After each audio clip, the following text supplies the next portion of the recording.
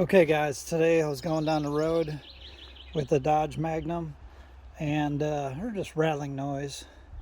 What that is, every time I hit a bump, there's like a rattle up here. And I thought, well, it's got to be one of these heat shields like this here, rattling. But no, that's not it. And I thought, well, okay, catalytic converters must have a heat shield in there or something. But I didn't see anything loose there. When I went down the whole underbody and looked all over for heat shields loose, and you're not going to believe this. This may be a common problem on these cars, but right behind the brake rotor, you got your dust shield, and that's what it is. It's a dust shield back here. It's just loose.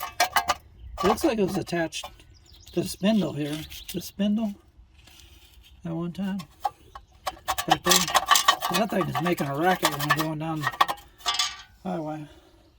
So I'm going to take this and fix it today. See if I can get it fixed. I'm going to take off the caliper. It looks like it may be a 14 or 13 millimeter bolt. Take these caliper bolts out. Caliper off. Take this rotor, slide it off. It looks like there's some little clips here. Might have to pop those off. And then we'll see how that's attached. See if I can fix that or if I have to buy a new one. Okay guys, I got the caliper off right here. And those were 13 millimeter bolts in there on these slide pins. Next, I've got to get these caliper bracket bolts. They're in the back here. See them. So there's one right there. I got the wrench on it. It's 18 millimeter, and then there's another one down here. Boy, they're rusty. Put some PB Blaster on there, and they're coming loose. They're really rusted up, but I'm surprised they're coming loose. So that'll take off this caliper bracket here, and then I can take off the rotor.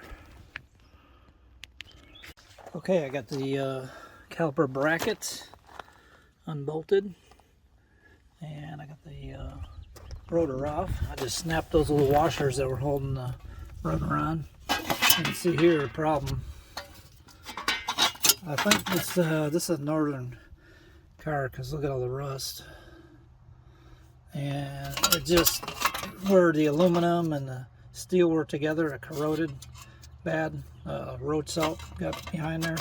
So it kind of looks like to get this shield off, you have to change the wheel bearing hub. So what I'm going to do, I'm going to attempt to do, I'm going to take these bolts out. There's two bolts, one on the bottom and one on the top. And I'm going to put a washer, big washer behind them, and just see if I can hold that on there with the washer. And hopefully that'll take care of it. You can see where it's been running on the back of the rotor, making lots of noise. So we'll see if that works. Alright guys, here we go. I found some washers in my big bucket of washers. And there's a nice thin one here. So there's 3 bolts holding this on.